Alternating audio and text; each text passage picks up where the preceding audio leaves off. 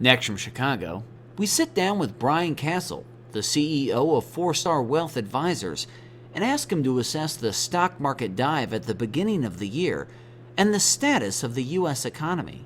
This runs about 6 minutes. Brian Kasal, thanks for joining us again on the Illinois Channel. Good to be here.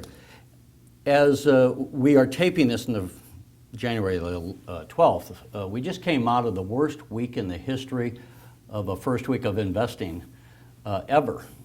And most people have said a couple of things. One, China, and secondly, they're just not happy with what's going on in the Middle East, some of the unrest over there. What is your take on the current situation, and does that portend anything for the future for the rest of 2016?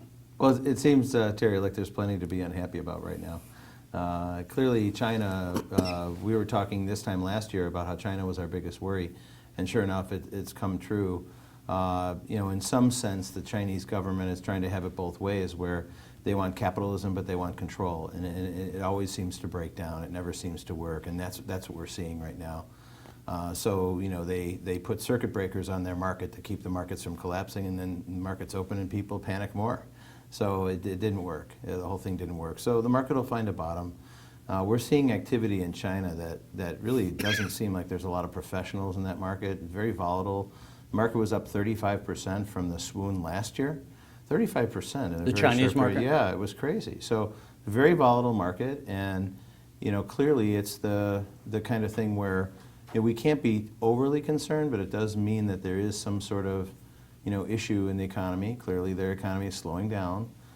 It's going to affect our economy, but we did go through the Russian collapse and the Japanese market and economic collapse and the Greek at the debt. Same time, and yeah. And we fared okay. So there's still a good chance that America doesn't get affected.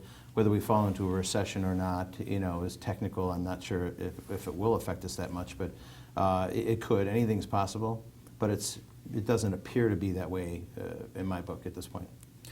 So as we sit here, one of the reasons that, from what I hear, is that, of course, China is the second largest economy in the world after America. They've been growing in some years past at 7, 8, 9%. Now Right. They're slowing down to what we would think is rapid growth, maybe in the area of 5%. But again, is this something that you think will be long lasting? Or what are you telling your investors, I guess? Or if people are invested, what would be the best advice for them right now? Well, it depends whether you have the luxury of taking risk. If you have a long time horizon, maybe there's bargains out there and you bottom fish here. Folks that can't take risk, retirees for example, they probably shouldn't be in a lot of equity right now. We could see a big market downturn, and all markets bottom, so if you have time, you can last this out. But this is a time when people reassess their risk levels, right? Should you take that kind of risk or not?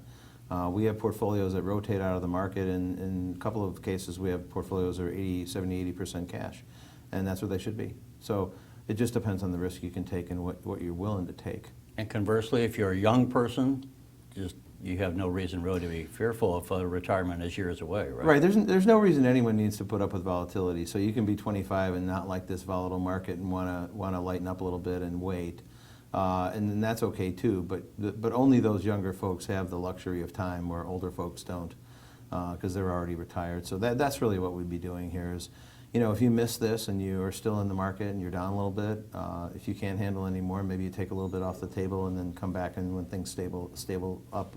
We haven't seen it stabilize yet, so we're not really totally sure. The longer I do this, the more I realize there's less that we know than we do know.